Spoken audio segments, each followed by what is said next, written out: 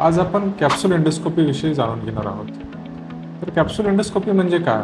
ही छोट्या आतड्याच्या आजारांविषयी जाणून घेण्यासाठी वापरली जाणारी एक निदान पद्धती आहे। तर ही का आणि कशी केली जाते? तर हे करण्याचं मुख्य कारण म्हणजे नॉर्मल एंडोस्कोप आपला छोट्या आतड्याचा सुरुवातीचा भाग पाहू शकतो, परंतु जर आपला आजार छोट्या आतड्याच्या मधल्या भागाला किंवा पुढच्या भागाला असेल तर तिथपर्यंत नॉर्मल एंडोस्कोप पोहोचू शकत नाही। अशा केसमध्ये डॉक्टर आपल्याला कॅप्सूल एंडोस्कोपी ही निदान पद्धती सुचवू शकतात। तर कॅप्सूल एंडोस्कोपी कशी केली जाते? रुग्णाला कॅप्सूल गिळण्यासाठी दिले जाते, ज्यामध्ये कॅमेरा फिट केलेला असतो। जेव्हा हे कॅप्सूल रुग्ण गिळतो त्यानंतर हे कॅप्सूल छोट्या आतड्यामध्ये पोहोचल्यानंतर रुग्णाच्या शरीरावरती बसवलेल्या प्रोसेसरला चित्र काढून पाठवते। साधारणतः 12 ते 14 तासामध्ये पूर्ण छोट्या आतड्याचे चित्र कॅप्सूल एंडोस्कोपीद्वारे रुग्णावरती बसवलेल्या प्रोसेसरला मिळतात। याची मुख्य कारणे काय, इंडिकेशन्स काय आहेत? स्मॉल बावेल ब्लीड म्हणजे रुग्णाला असा रक्तस्राव होतो आहे ज्याचं कुठलंही इतर कारण सापडत नाही।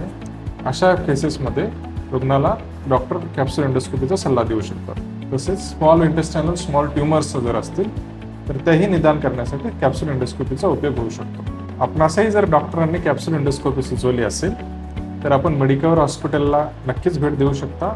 कॅप्सूल एंडोस्कोपी तसेच एंडोस्कोपीच्या सर्व सुविधा उपलब्ध आहेत। धन्यवाद।